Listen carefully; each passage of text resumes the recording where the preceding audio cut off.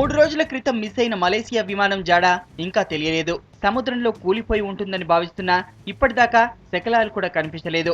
34 విమానాలు, 40 నౌకలు, 10 దేశాలకు చెందిన బృందాలు విమానం అదృశ్యమైన ప్రాంతం చుట్టూ 50 నాటికల్ మైళ్ల విస్తీర్ణంలో గాలిస్తున్నాయి. మలేసియా, వియత్నాంల మధ్య సముద్రంపై గాలింపు నిర్వహించడంతో పాటు మలేసియా భూభాగం పైన పశ్చిమ మలేసియా అవతలి వైపు కూడా వెతుకుతున్నారు.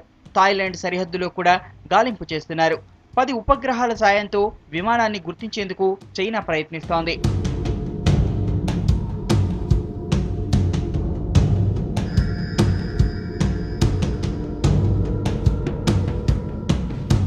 ఇక ఇద్దరు వ్యక్తులు నకిలీ పాస్పోర్ట్తో విమానం ఎక్కినట్టు గుర్తించారు.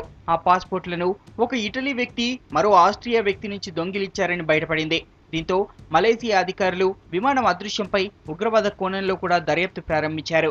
ఆ ఇద్దరు ప్రయాణికుల్లో ఒకరిని గుర్తించామని, అతడు ఆసియా వాసిలా కనిపించడం లేదని మలేసియా అధికారులు వెల్లడించారు. వారిద్దరికీ టికెట్లు విక్రయించిన థాయిలాండ్లోని ట్రావెల్ ఏజెన్సీ యజమానులను పోలీస్, ఇంటర్పోల్ సిబ్బంది ప్రశ్నించారు.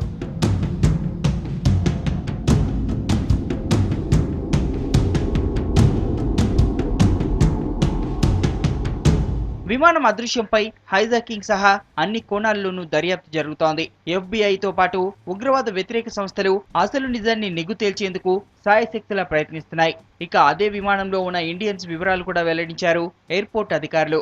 వారి పేర్లు చేతన కోలేకర్, స్వానానంద్ కోలేకర్, వినోద్ కోలేకర్, చంద్రికా శర్మ, క్రాంతి శీర్షధాలుగా గుర్తించారు.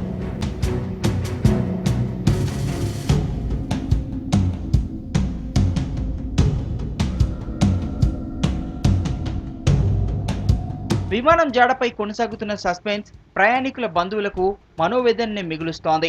72 గంటలు దాటినా సరైన వివరాలు ఇవ్వలేకపోతున్న డీజీసీఏ తీరుపై విరుచుకుపడుతున్నారు.